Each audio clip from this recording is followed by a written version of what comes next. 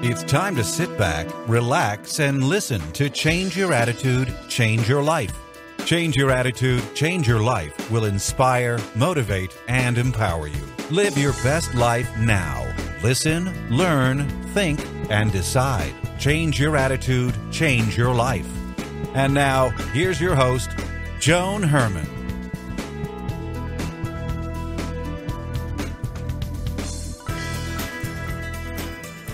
Welcome to Change Your Attitude, Change Your Life. You're listening to us in your neighborhood, from coast to coast, and around the world.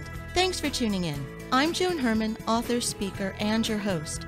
Change Your Attitude, Change Your Life brings you interviews with some of the most inspirational and influential people in the world. It's our goal to educate and empower you so you can live your best life now. Thank you for taking time for yourself, and thank you for letting us be a part of your life. We have a very special show for you today. On the morning of December 14th, 2012, Jesse McCord Lewis walked out of his house and down the driveway towards his father, who was waiting to drive him to school. Along the way, Jesse stopped to write a message with his finger in the frost on his mother's car. He wrote, "I love you." Hours later, Jesse was gone. He was one of the 26 victims of the Sandy Hook Elementary School shootings in Newtown, Connecticut. Joining me today is Jesse's mother, Scarlett Lewis, the founder of the Jesse Lewis Choose Love Foundation and author of the book Nurturing Healing Love, which is a story of her journey from personal tragedy to a movement that can change the world. Hi, Scarlett. Welcome. Thank you so much for joining us today. Thanks for having me, Joan. Scarlett, as the tragedy in Newtown unfolded, like so many others, I was glued to my television, praying, crying, horrified at what was happening. I can't even imagine what that day and the days since have been like for you and the other families. And I am so honored that you chose to be here today to share your story with us. You are such an inspiration. Thanks for having me, Joan. I really love talking about Jesse, and I love sharing his message that he left on my kitchen chalkboard that he wrote shortly before he died. That's the title of my book, Nurturing Healing Love. Nobody saw him write that. It's not in the vernacular of a 6-year-old. It's phonetically spelled. But those 3 words are in the meaning of compassion across all cultures. And I knew that it was a message of comfort for his family and friends, but I also knew it was an inspirational message that was powerful enough to change the world. So that is really become my purpose in life, to spread this message of nurturing, healing love. And Scarlett, before we get into that, tell us about Jesse. I want to hear about him. He was absolutely beautiful. Jesse was a light and an energy that would fill every corner of a room. I talk about how he was born at 11 pounds, and he kind of kept that larger-than-life persona. He was loud. He would laugh all the time. I really have to say, I rarely saw him cry. He was constantly happy, constantly on high speed, running around. Of course, my philosophy of mothering is, the dirtier their fingernails, the more fun they had. And we live on a farm. And he would just, he was wonderful playing with children. He was wonderful playing alone, and just full of laughter and fun. And he had this just wonderful, cuddly side. One of my favorite times with him was in the morning. JT would get on the bus really early, and then I would have about an hour with Jesse, and I would come back into the bedroom. I'd sneak up on him. I mean, he would be asleep, and I would kind of straddle him in bed, and I would sing him a little song. Good morning, good morning, good morning. It's time to rise and shine. And I would think in my head, what a wonderful way to wake up. And I'd see the little corner turn up into a smile, and then within 15 seconds, we'd be roughhousing on the bed and tickling each other and just having a wonderful time. And that was Jesse, just full of laughter and helping the rest of us get there too.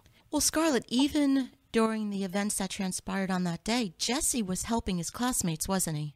He was. We're waiting at the firehouse with the other parents, and hours are going by, and it's looking like he's not coming back.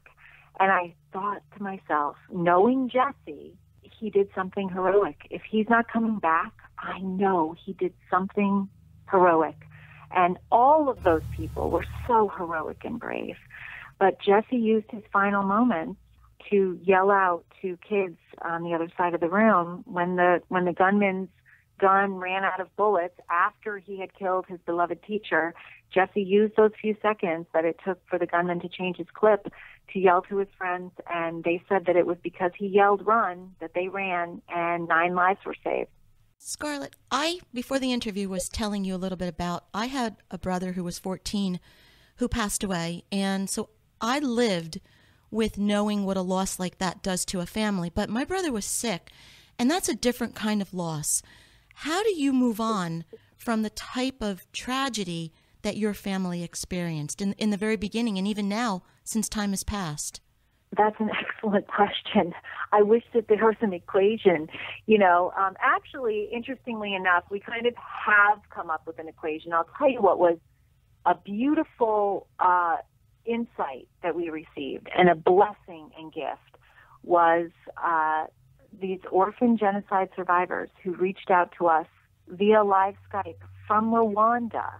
And they were kids, and they reached out to JT, and but I was fortunate enough to be in the room, and they said, JT, we heard about your brother. We are so sorry for your loss. We understand that loss because we too have lost family members. In fact, those members were murdered in front of us, and we were left. And for those who aren't familiar, there was a genocide in Rwanda in 1994 where 1 million people were murdered within 100 days. And these kids had lost family members. One woman had lost her entire family, and then the killers tried to kill her. Just horrendous circumstances, left with nothing. No family, no friends, no food, no money, no nothing, no home. Finally wound up in an orphanage. And she said it was when she started to feel gratitude for the walls around her, for the little that she had, the little food, the human compassion. And then she said it was then when she realized she had to forgive the people that murdered her family, because if she didn't, she would be going down the same path as the killers. And then she said it was when she was able to step outside her own pain and help others that she really felt like she was healed. And that was so powerful to JT. And actually, I call that our healing equation. We, after that, started to look at each other and say, listen, we have a lot. We have each other. We have our family. We have our friends. We have a home. We have food being brought to the door. We're held up in the world's prayers. I mean, I call that the world's greatest day of compassion, because that day the world came together as one, and they all felt like they'd lost somebody. They all felt our tremendous pain. And then they did the second part of compassion, which is doing something to help ease another's pain, even if that's prayer, a smile, a hug, something physical. And then that's when the giver gets as much as the receiver. That's the beautiful thing about that. But JT and I realized that we started to feel gratitude. We made the decision at that point to forgive the shooter. We understood that we were doing it for ourselves so that we could reclaim our personal power and cut the cord to pain that we had to this person, not condoning what he did, obviously, but cutting our cord to pain and allowing us to move forward. And then we both started to be in service to others. And JT made a decision on his own to reach back out to those Rwandans, and he started a fundraising effort where he was able to re-Skype back to that group within 2 months and tell them that he had raised enough money to send one of them to college for a year. And this is not something, if I told him to do it, he wouldn't do it. This was something he came up with. He said, those people reached out to me in love. I want to reach back out to them. And so through the past year and a couple of months that it's been, I've seen JT heal himself through being in service to others. How powerful is that? No drugs, no shrinks, just service to others. And I feel like I'm doing that myself by my work in the Jesse Lewis Choose Love Foundation. So, Scarlett, for someone who's in extreme pain, no matter what his or her circumstance, and they're stuck, they just can't seem to move forward, you're talking about forgiving and being in service. What's the first step that you would tell that person to make in order to recover? I think that there is a dark night of the soul that you have to go through. And I know that I did that myself, where you are swirling in agony, where everything that you thought you knew, where the entire reality of your world, it's like a rug that's been pulled out from underneath you, where you are so weak, where your ego has been ripped from you, and you are nothing but just ashes on the ground, really. And I think tragedy, the death of a child, brings you to that point immediately. This is kind of the soul-searching period. Sometimes people search for their, the meaning and purpose of their life, their whole life. I think the loss of a child brings you down to your baseness immediately. And once you're there, it's so important to see the opportunity that is generated by the experience and to understand that you really have a choice, and you can make a choice to then use your suffering to reach out to other people and help them. And I think that, it's not an easy answer, but understanding the immense amount of devastation and pain, and then understanding the journey, once you've descended into the depths, rising out of that, and understand that that is an opportunity, and you will rise up out of that, and you will find a way, and it may be a completely different path, and in most times I think it is. And I look at myself, I look at who I was on December 13th, and I was a pretty good person. I was a single mom, worked full time, and I tried to be optimistic, and I can't fault myself, but I look at myself and who I am now and the direction that I chose to take this, because you can't always choose. You don't always have control over what happens to you, but you always can choose how you react to it. And I think about how I was able to really pull myself up from those depths that I know well.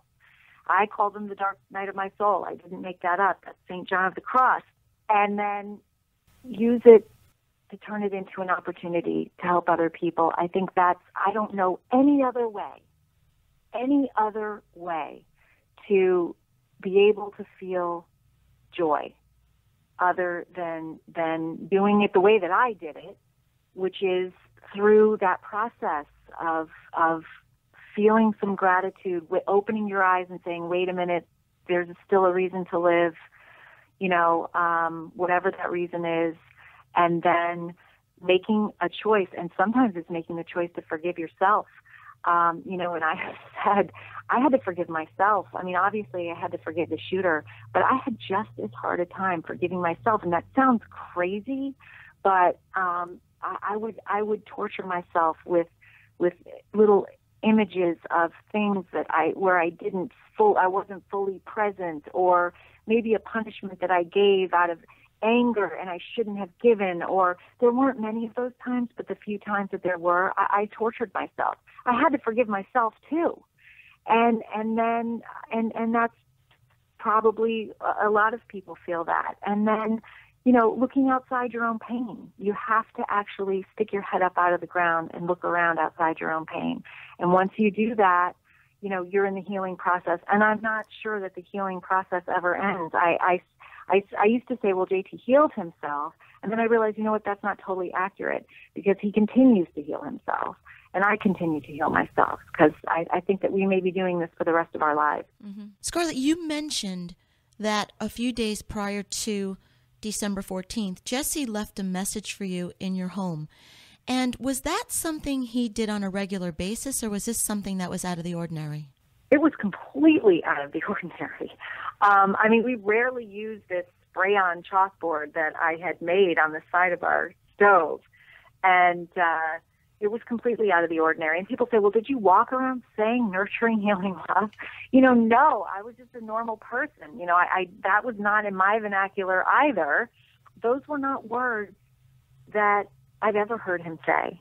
And the fact that he used those three words together, I really feel like that was a spiritual knowing that he had, that maybe not cognitively, but spiritually, that he knew that, his time was growing near to be on the earth, and that he wanted to leave this message. I call it a gift from Jesse. I really feel very blessed to have received it. And everybody that walks in the house, I bring them right to the chalkboard and I say, come here, you guys have to see it. It's now covered with plexiglass very carefully, which my dad did on one of his visits.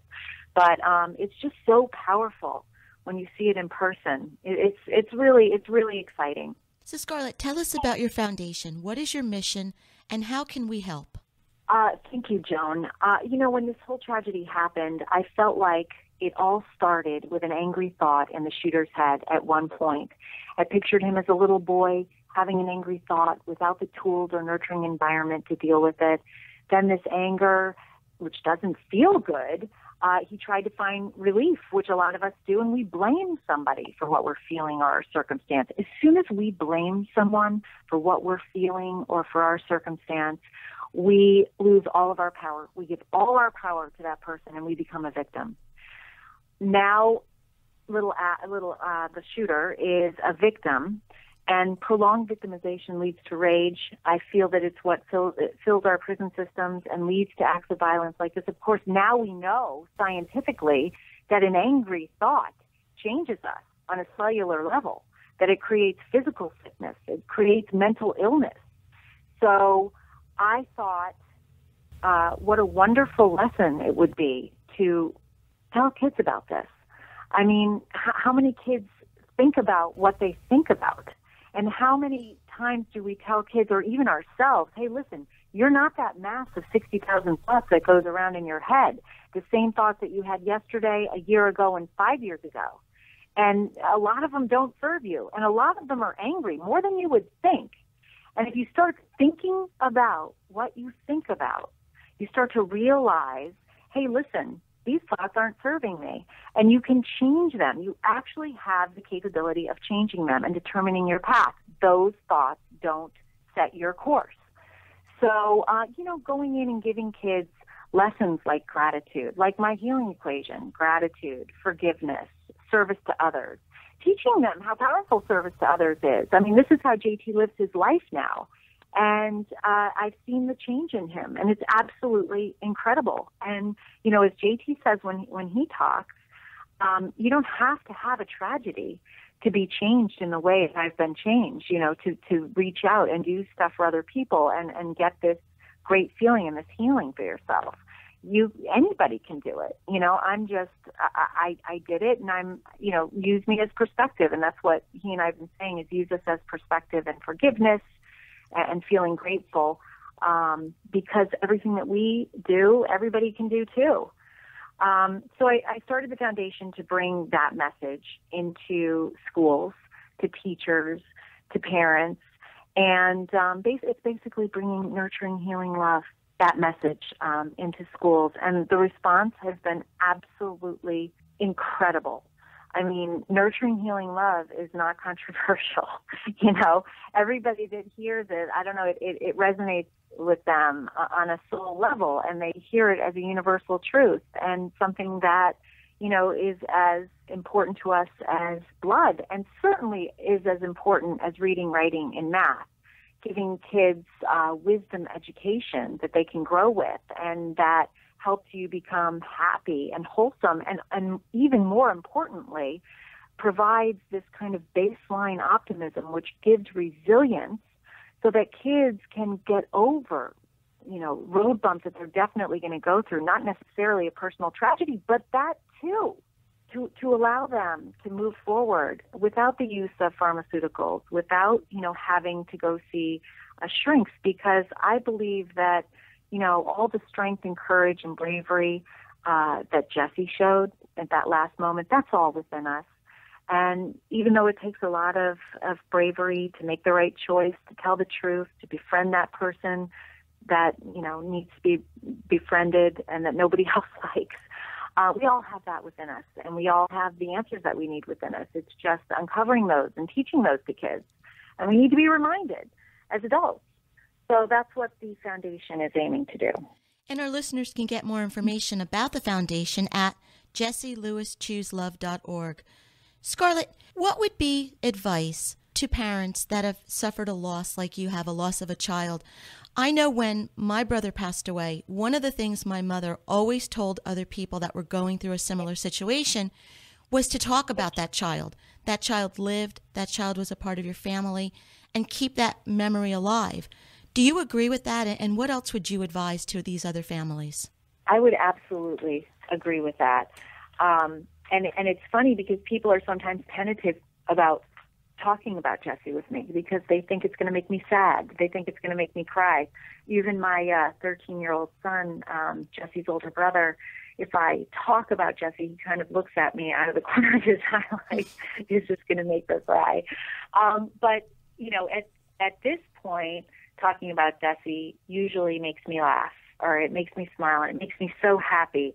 And it's funny because initially, right after he died, I thought, I want all of his stuff. I actually told my friends that were at the house, I said, take everything that's Jessie and put it in his room.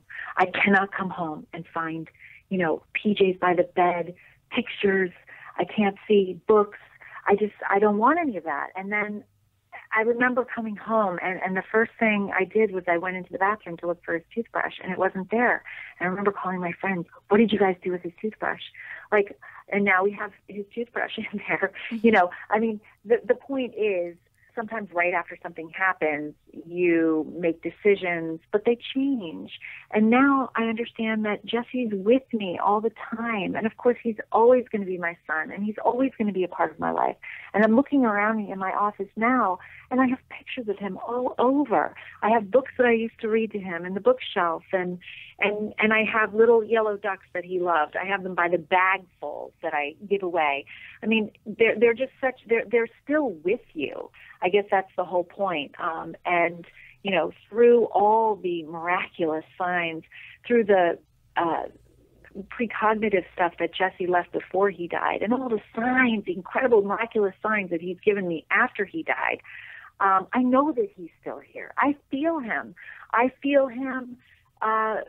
Helping me with the foundation and moving me in the direction. When I speak to a crowd, I say, Jessie, speak through me, with your wisdom as you have it now.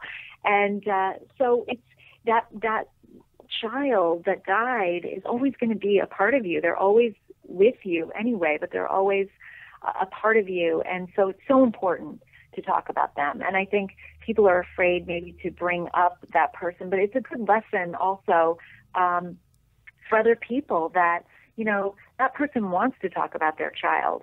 And I know before I lost Jessie, I was one of those people that didn't even want to bring up, how are you doing?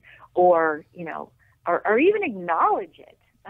I'm ashamed to say, because it was uncomfortable for me. And it's easier just not to say anything and just to hope the other person just, gets over it or whatever, right?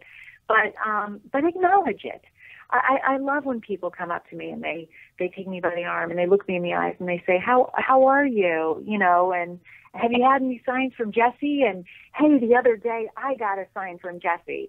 A duck fell out of the sky, or I saw a duck cloud or something. People have actually told me that, and it makes me laugh, and I love that, and I love the connection that other people have to him, and them looking for signs for him too. That's all very helpful, and it makes you really feel connected to other people, which is the most important thing. Because I think when you're in that shell of grief, you kind of want to just be by yourself and close yourself off from the world. But it's so important during that time to allow people in, people that love you and people that want to be with you and people that want to be there for you and support of you. That's why we're here, on this earth. It's never been more apparent to me in my entire life that we are here to help each other. And that's how we're going to survive. And that's how people doing for other people, they get as much as they give, if not more. And we just have to keep that in mind. The book is Nurturing Healing Love by Scarlett Lewis, and the foundation is the Jessie Lewis Choose Love Foundation, whose website is jessielewischooselove.org. Scarlett, thank you so much for being here with us today. Watching television that day, I never imagined that I would be talking with you one day about this, and my heart broke for you and everyone involved, and I'm so happy to be able to help in such a small way. And I think that you're a wonderful reminder that bad things happen, and all we can do is find the good in the situation, try to forgive and help someone else. So thank you for being this amazing inspiration to all of us and for sharing this with us today. Thank you, Joan, and thank you for helping me spread Jessie's message of nurturing healing love. We'll be right back.